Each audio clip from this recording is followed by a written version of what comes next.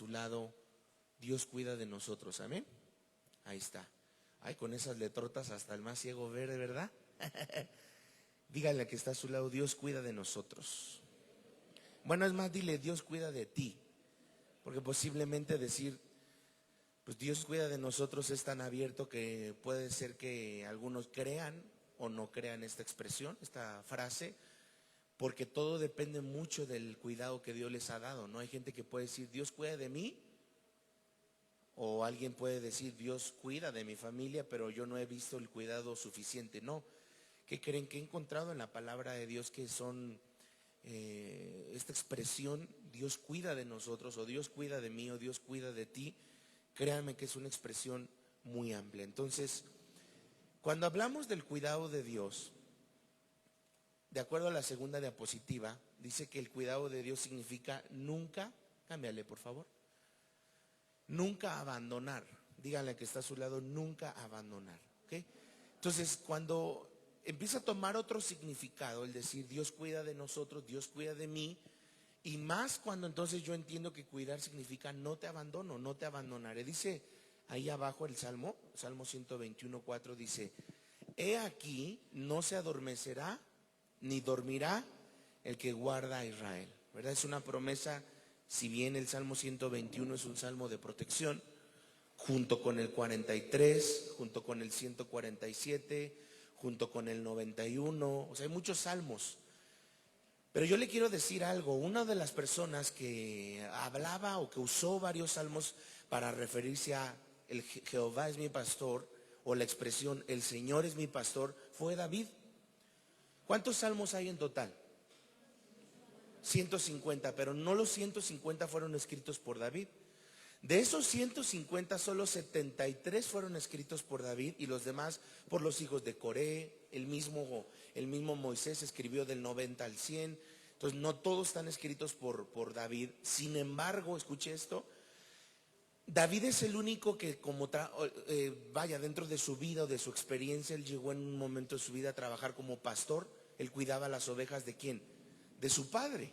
Él cuidaba las ovejas de su familia y su trabajo era ser un pastor de ovejas, literal, alimentarlas, cuidarlas, defenderlas. Y cuando él entonces dice la palabra en el Salmo 23, el Señor es mi pastor y nada me faltará. David no estaba escribiendo el Salmo 23 desde la mente. David no estaba escribiendo el Salmo 23, perdón que lo diga así, ¿verdad?, desde una teología o desde una doctrina o desde algo que nunca vivió. No, él escribe el Salmo 23 porque él sabía la expresión Jehová es mi pastor y nada me faltará. Y aquí viene lo más hermoso. Dice, me pastoreará junto a verdes pastos, ¿verdad? Y ¿cómo me va a confortar? Me va a confortar en aguas suaves, en aguas tranquilas. No me va a confortar en aguas turbulentas. Entonces, uno de los salmos que escribe David es exactamente el Salmo 121:4, y es ahí donde él hace referencia a no se dormirá, no se adormecerá el que guarda a Israel. Cuando nosotros hablamos de que cuidar significa nunca abandonar, hay momentos en nuestra vida donde nos sentimos que no nos cuida el Señor, o porque me pasan tantas cosas difíciles, porque no sano, porque mis luchas cada vez son más grandes, porque salgo de una y entro a otra, porque las cosas no mejoran. Si vamos a la palabra en el siguiente versículo, en Juan 10:27, dice, mis ovejas, a la que sigue por favor, Eder, mis ovejas ¿qué? Oyen mi voz. Ahí comienza todo. El cuidado de Dios comienza a través de lo que escuchamos. Porque ¿sabían ustedes, amados hermanos, ahora por ejemplo que mi hermano Eric, que mandó en el grupo de los timoneles, de los tripulantes, perdón, mandó unos audios con la lectura del día, ¿verdad? Génesis del 1 al 3, del 4 al 6 y así.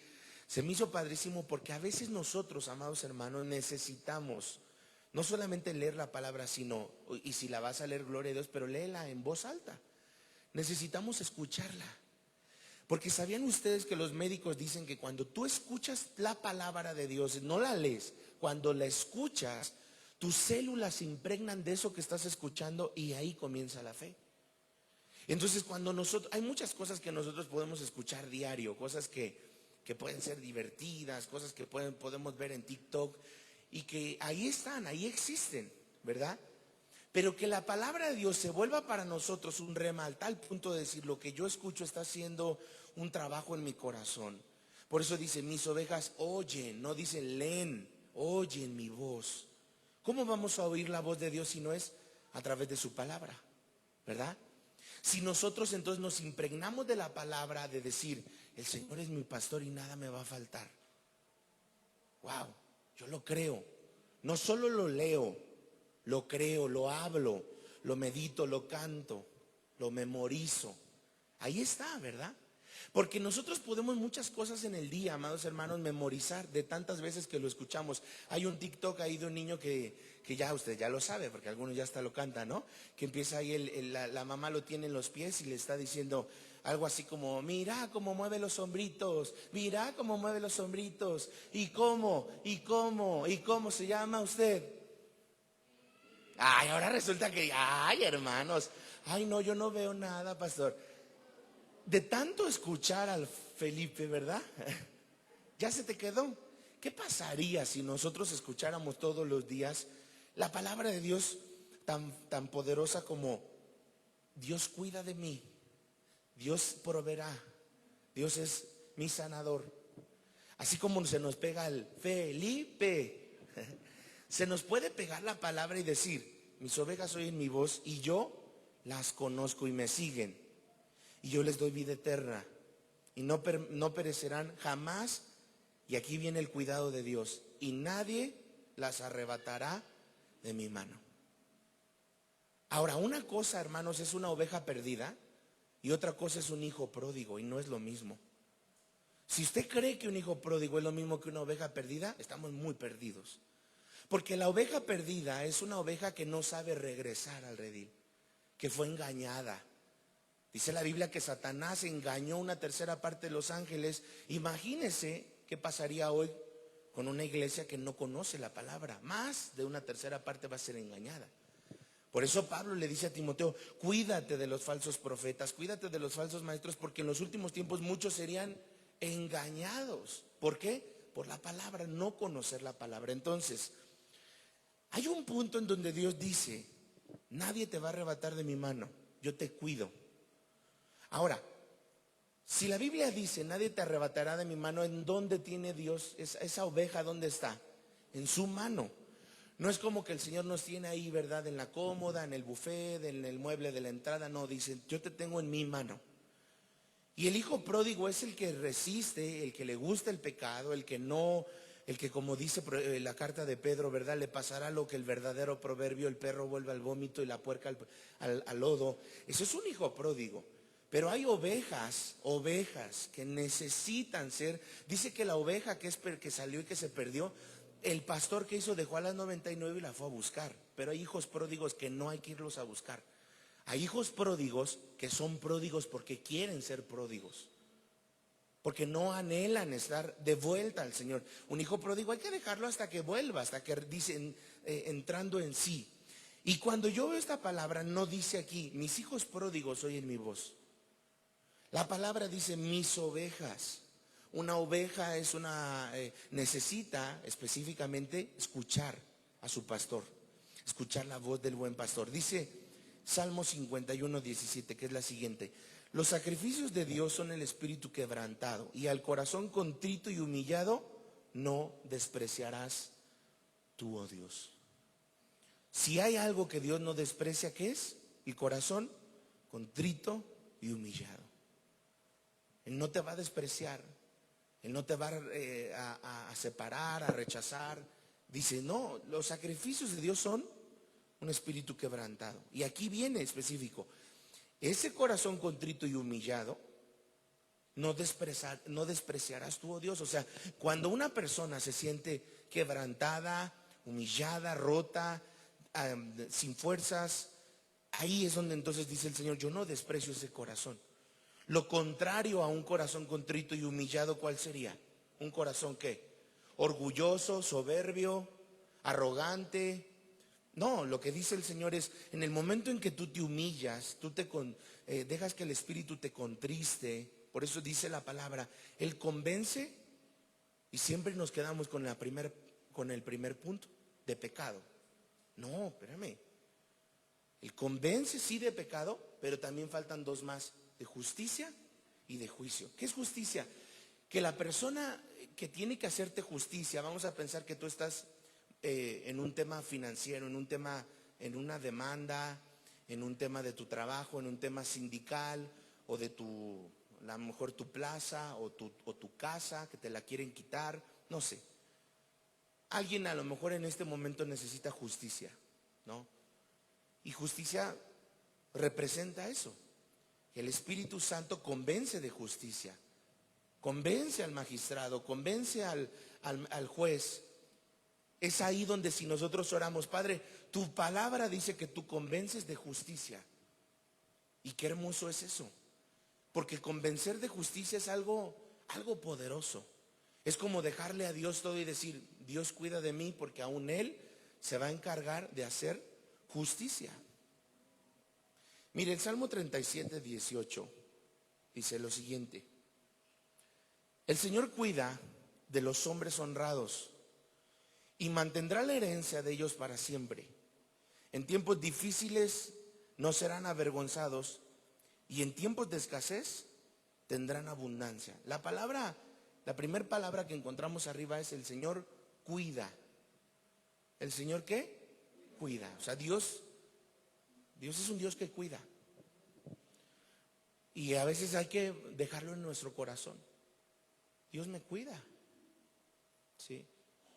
Dios te cuida, Dios sabe por qué y cómo cuidarte. Dios sabe los procesos que puedas estar viviendo, pero Dios cuida. Y cuando uno entonces empieza a ver el cuidado de Dios como parte de, porque amados hermanos, ¿por qué nos cuida? Porque nos ama. O sea, si Dios me cuida es porque me ama y no necesité hacer ciertas cosas para entonces alcanzar o ganarme su cuidado. No, Él simplemente dice, yo te cuido porque te amo. Si tú puedes salir en una noche oscura, en una calle difícil, yo te cuido. El Señor te guarda de cualquier accidente, el Señor te guarda de un robo, el Señor te guarda de lo que sea necesario, porque ahí está su cuidado. ¿Por qué? Porque Él nos ama. Número 2, ¿por qué nos cuida?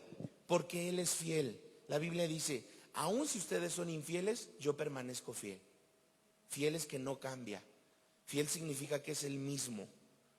Fiel significa que Él está haciendo la obra y que Él sabe, amados hermanos, escuche bien esto, cuando nosotros leemos la Biblia y encontramos la palabra aguijón, el aguijón es algo que oró Pablo y no se quitaba. ¿Cuántas veces oró por ese aguijón? 3. Dice, oré 3 veces al Señor y Él me decía, solo bástate mi gracia. Bueno, escuche bien esto. Hay momentos donde Dios va a ocupar aguijones, pero el aguijón no solo es una enfermedad. El aguijón muchas veces puede ser incluso, escuche bien esto, un hijo. Es decir, Dios usa un hijo como un aguijón para tratar con un padre.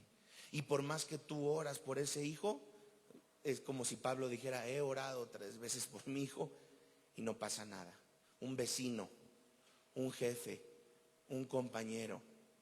Puede ser que una persona sea un aguijón. Y aún en medio de ese aguijón, Dios está cuidando.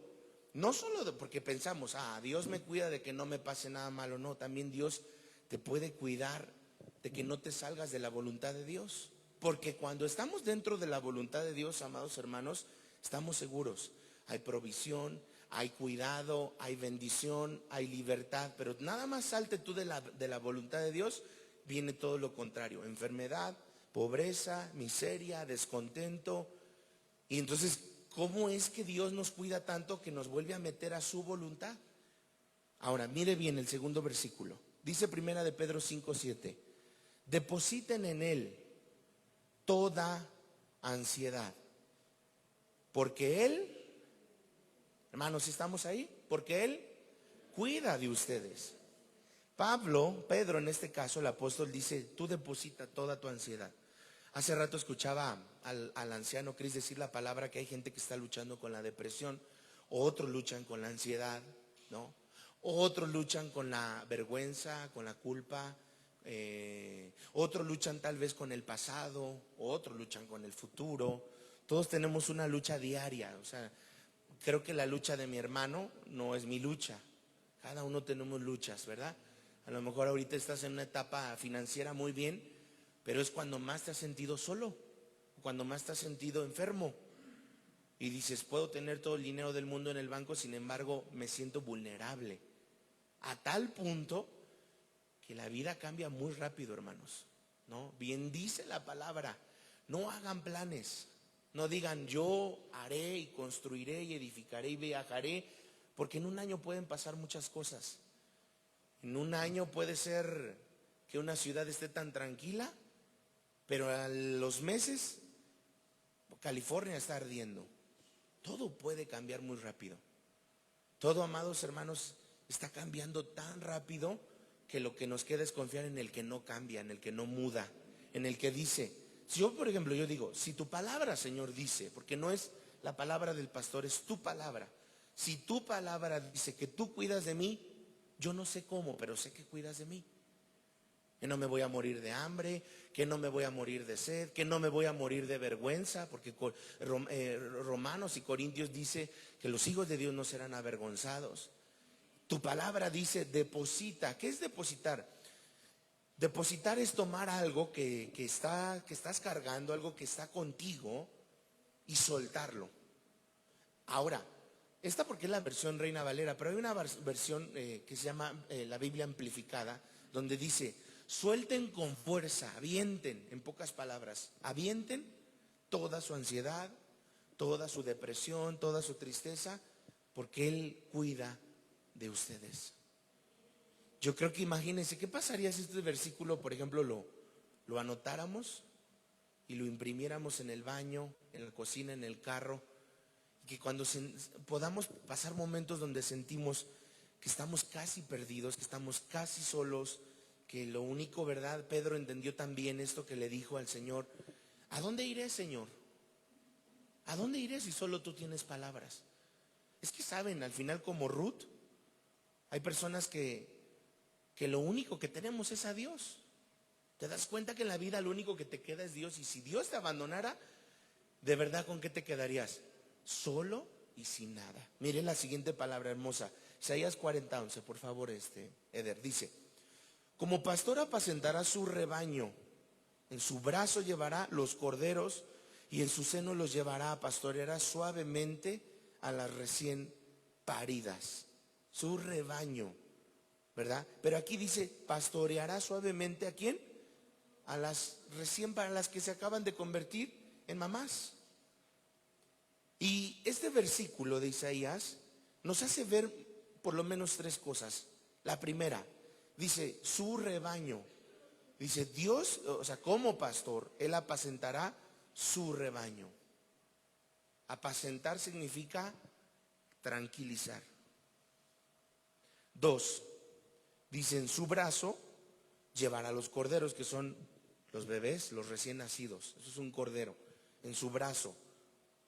Y tres, dice en su seno llevará y pastoreará suavemente a la recién. Esta palabra suavemente, cuando uno lo busca en una versión, por ejemplo, como la Nueva Versión Internacional, dice que la palabra suavemente significa con delicadeza, con suavidad, con extremo cuidado, dice. Y número 4, lentamente. Lentamente, dice, con extremo cuidado, Él va a cuidar. Mire, vamos a Ezequiel 34:11, que es el siguiente, por favor. Y dice: porque así ha dicho Jehová el Señor, he aquí yo, yo mismo iré a buscar mis ovejas y las reconoceré. 12, como reconoce su rebaño el pastor el día que está en medio de sus ovejas esparcidas, así reconoceré mis ovejas y las libraré de todos los lugares que fueron esparcidas el día del nublado y de la oscuridad. Ahí habla específicamente otra vez de ese cuidado de Dios, que es un cuidado, amados hermanos, que si nosotros vamos a la palabra, estos versículos son palabra de Jehová. Por eso dice, así ha dicho Jehová. Y que hay cosas, amados hermanos, que solamente puede Dios cuidar. No puede cuidar nadie más que Dios. Que solo Dios puede alcanzar, que solo Dios puede. Por eso la Biblia dice en el Salmo 14, Dios contempla al hombre, Dios observa al hombre. Todo el tiempo Dios está observando al hombre. Y dice el Salmo 14, lo bueno y lo malo. Dios mira con detenimiento, como con una lupa. ¿Se imagina usted ese cuidado del Señor donde Él está observando? Usted ha notado, por ejemplo, últimamente, en estos últimos tiempos,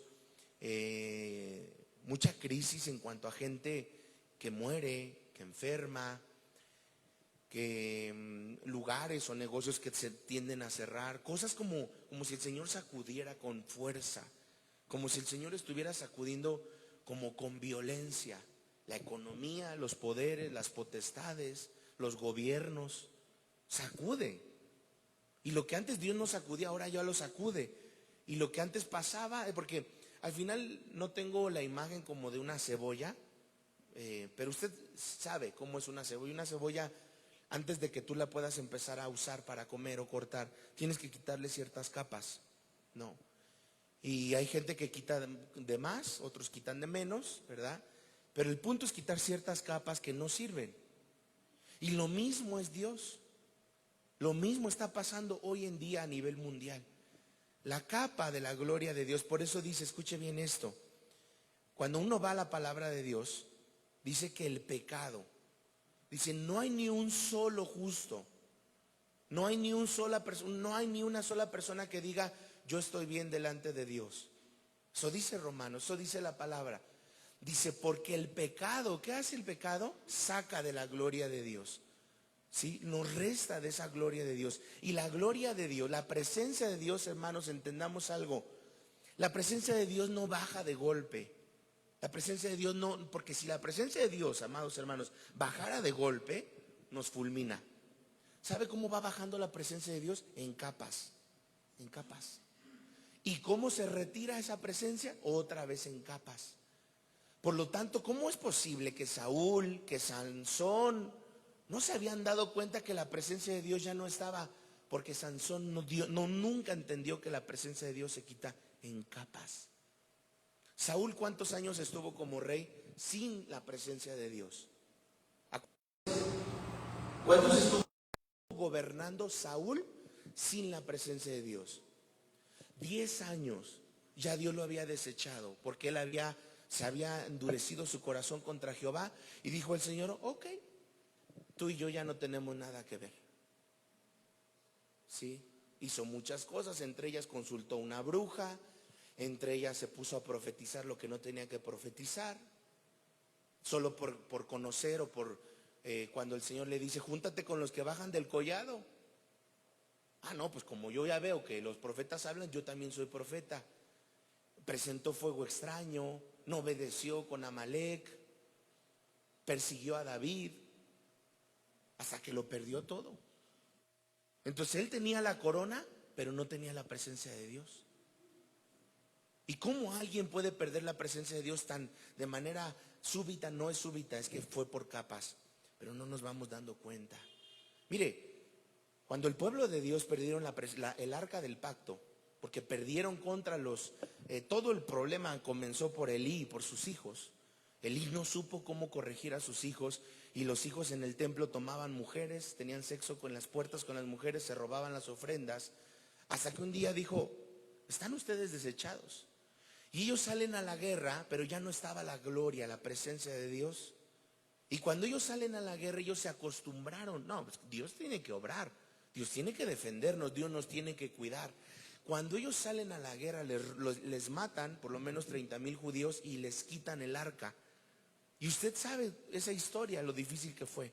Ellos perdieron la presencia, perdieron el arca, se la robaron los filisteos. ¿Por qué? Porque ya no había una presencia.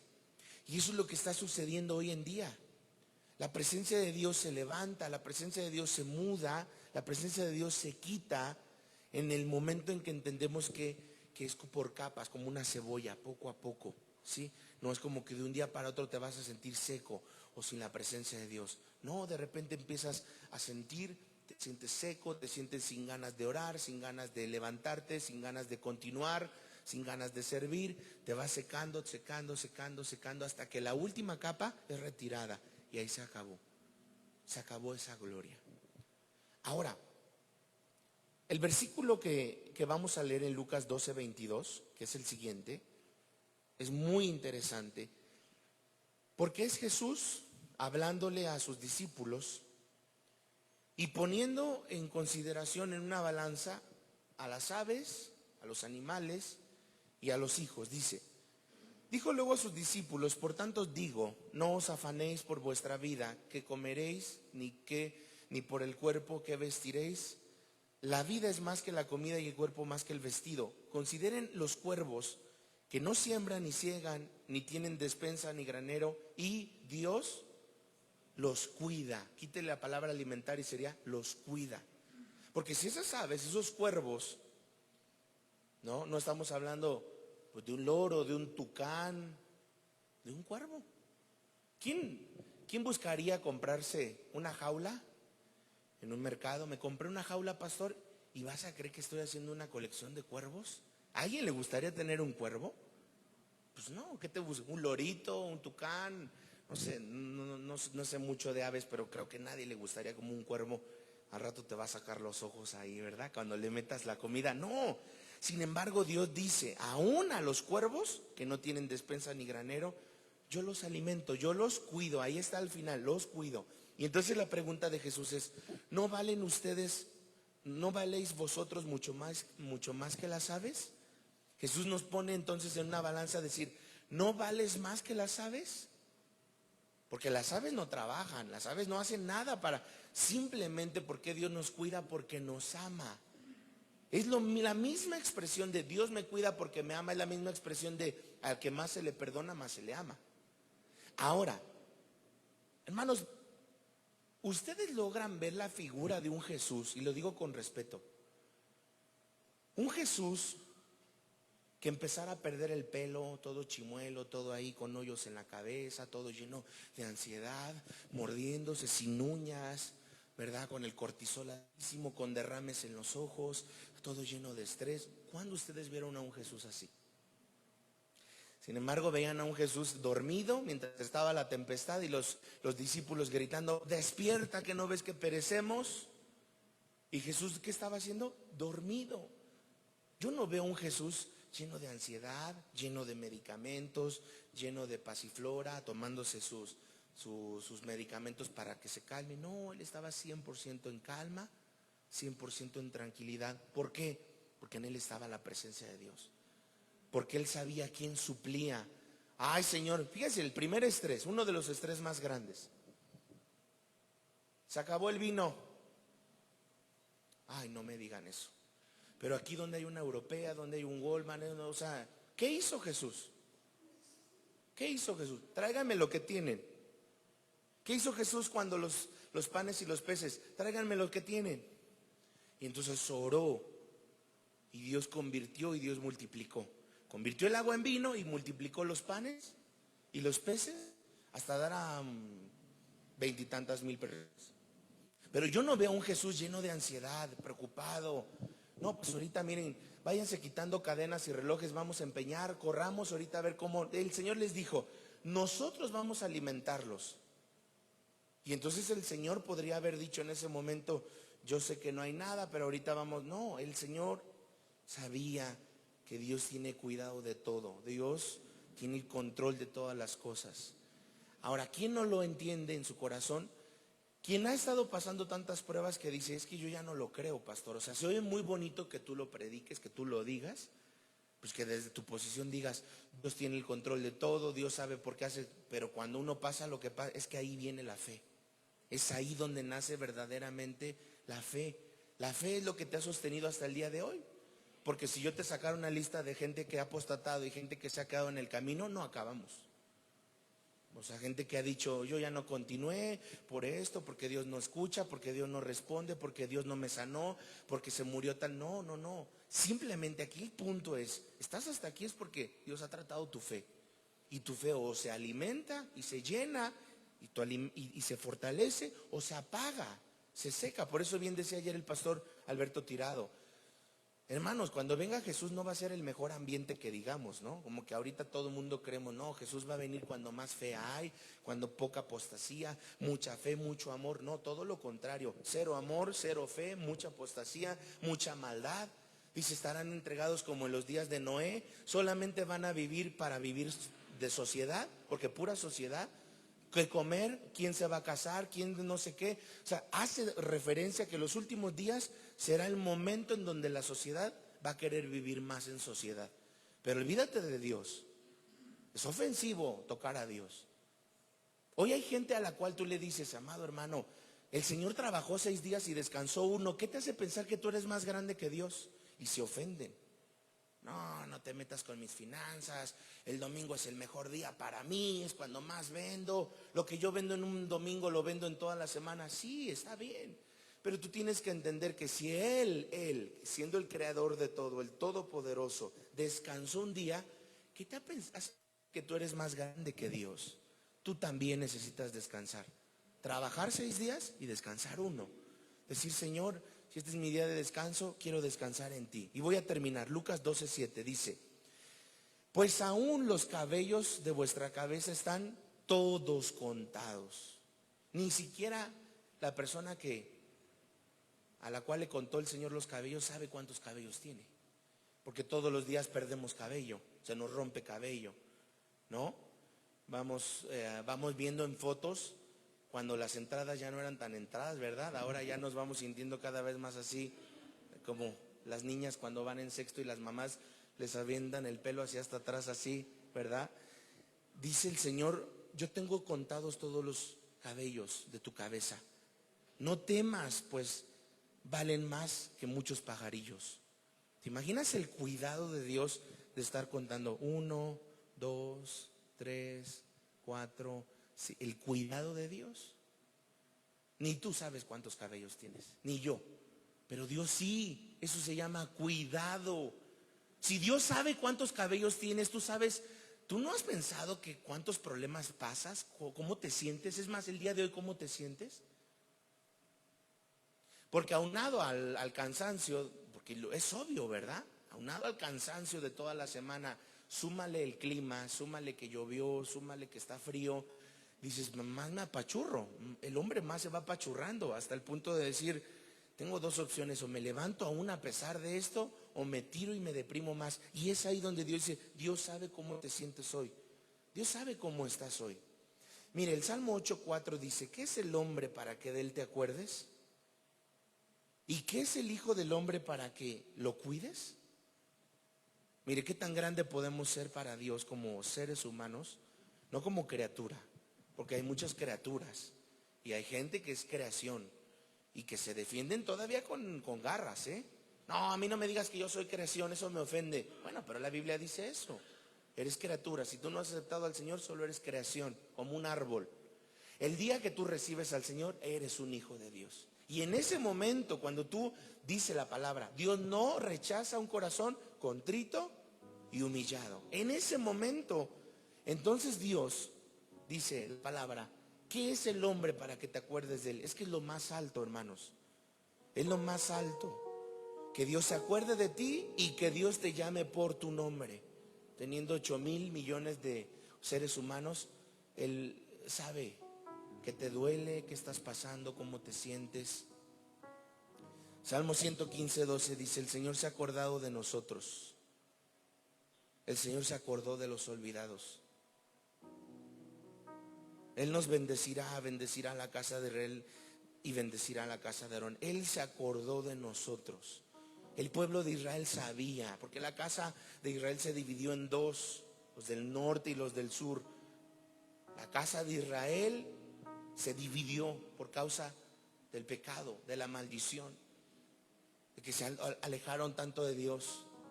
Por un lado 10 de las tribus y por otro lado 2, así fue la división. Pero llegó un momento en donde Dios dijo, yo me he acordado de los olvidados. ¿Se imagina usted qué hermoso escuchar a Dios decir, si se olvidaron de ti, yo no me olvidé de ti? José estaba olvidado, humillado, vendido, rechazado. olvidado 2 años, ¿verdad? Encarcelado injustamente. Dios estaba tratando con José, preparando a José, porque hay gente que no va a poder llegar al palacio si primero no pasa una etapa como José. Y hay gente que dice, no, es que yo quisiera ya estar en la etapa del castillo. No, perdóname, tu etapa de palacio todavía falta mucho, porque no has pasado las etapas de la cisterna y las etapas del olvido, las etapas de la mentira. José se portaba bien. José no era un hombre ahí medio más o menos, no, era un hombre espiritual. Juan 10:14 dice, yo soy el buen pastor y conozco mis ovejas y las mías me conocen. Y por último dice el Salmo 147:9, Él da su alimento al ganado y a la cría, a las crías de los cuervos cuando chillan. Yo ya le he explicado esto, ¿verdad? No sé cuántas veces lo he dicho, pero lo voy a repetir porque me gusta. Dicen los biólogos que la mayoría de las veces hablar del cuidado de la naturaleza es hablar de un alto cuidado.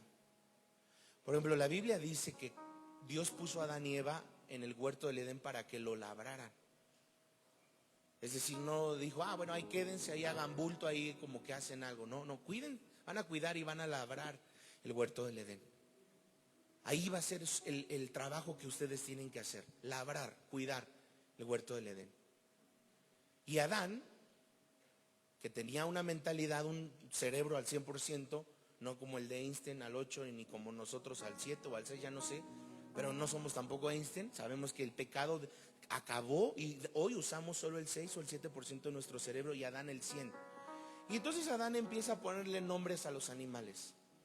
Y yo le expliqué qué tan poderoso era el nombrar a los animales, que cuando él decía, tú te llamas perro, el perro empezó a ladrar. Ellos no emitían sonido hasta que no recibieron el nombre de Adán. ¿Cómo confió el Eterno sobre Adán un trabajo que podría Dios haber hecho? Entonces le dijo, tu trabajo va a ser cuidar, labrar el huerto y darle nombre a los animales. Hablaba de un cuidado.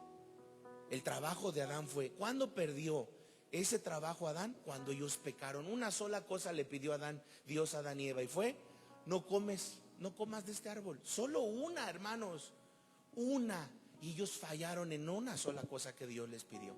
Y bueno, de ahí ustedes conocen que si la Biblia dice, Él cuida a las crías de los cuervos que nacen con plumas blancas, no con plumas negras como los adultos, y la mamá los desconoce, dice, oye, aquí me metieron chanchullo, hay que hacer prueba de ADN, como que este tiene plumas blancas, yo tengo plumas negras. Pues entre que eso que no es, los avientan, la mamá tira con el pico, avientan a las crías, y entonces si sobreviven, qué bueno, y si no, pues qué lástima.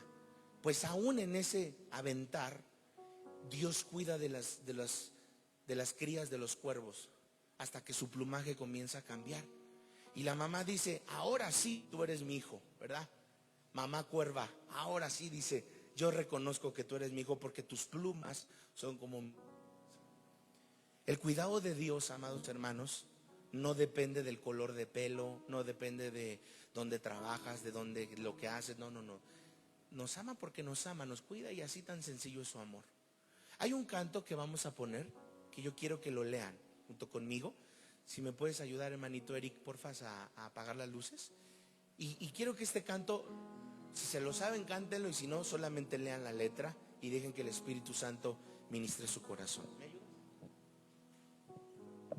Quieres quedarte sentado adelante, si te quieres mostrar, si quieres levantarte, yo te quiero solamente hacer 3 preguntas que son importantes para que este tema que Dios ha hablado a tu corazón, esta palabra que Él ha dejado en tu corazón, no se quede solamente como una opción a creer. Si creo, o crees que Dios cuida de ti, o crees que no cuida de ti. No hay como medio cuida de mí, o más o menos, no. Dios cuida o no cuida de ti. La primera pregunta que quiero que medites en tu corazón: